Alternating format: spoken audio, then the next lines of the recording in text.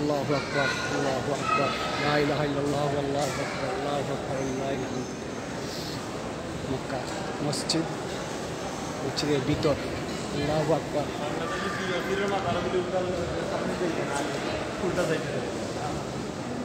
কত সুন্দর আল্লাহর ঘর। হ্যাঁ,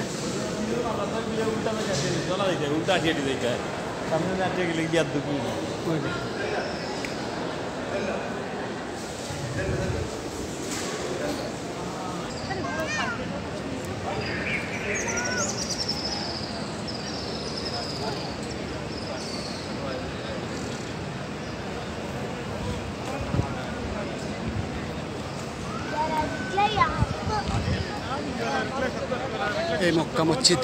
আল্লাহু আকবার। আল্লাহ যেন সবাইকে আসার তৌফিক দান করেন। এই রাস্তা দিয়েই মনে হয়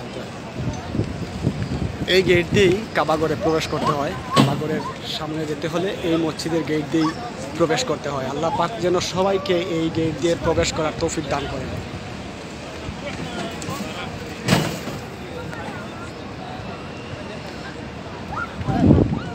ও মুকু মক্কা টাওয়ার।